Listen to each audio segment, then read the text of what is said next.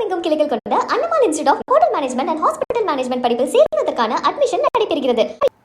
பெரம்பலூர் அருகே திருமணம் தாண்டிய உறவுக்கு இடையூறாக இருந்த 9 வயது மகளை கழுத்தை நெரித்து கொலை செய்ததாக குழந்தையின் தாயை பாடலூர் போலீசார் கைது செய்து விசாரித்து வருகின்றனர்.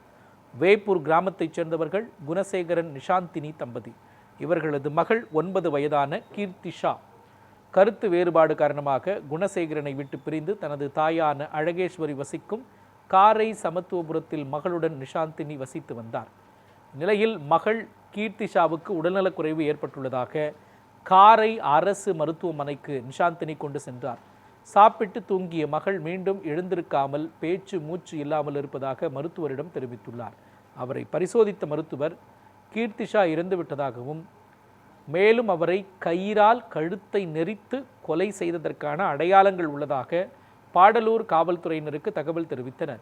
அங்கு விரைந்து வந்த காவல்துறையினர் கீர்த்திஷா சடலத்தை மீட்டு பெரம்பலூர் அரசு பொது மருத்துவமனைக்கு பிரேத உடற்கூறாய்விற்காக அனுப்பி வைத்தனர். இதுகுறித்து நிஷாந்தினியின் தாய்மாமன் லோகநாதன் கொடுத்த புகாரின் பேரில் பாடலூர் காவல்துறையினர் வழக்கு பதிவு செய்து நிஷாந்தினியிடம் விசாரணையை தொடங்கினர். விசாரணையில் பெரம்பலூரில் உள்ள கட்டுமான தொழிலாளர் சங்க அலுவலகத்தில் வேலை பார்த்து வந்த நிஷாந்தினிக்கு அங்கு பணியாற்றிய மணிகண்டன் என்பவருடன் திருமணம் தாண்டிய உறவு இருந்ததாக கூறப்படுகிறது. இவர்களுக்கு கீர்த்திஷா இடையூறாக இருந்ததால் அவரை நிஷாந்தினி கழுத்தை நெரித்து கொலை செய்துவிட்டு நாடகமாடியதும் முதற்கட்ட விசாரணையில் தெரியவந்தது.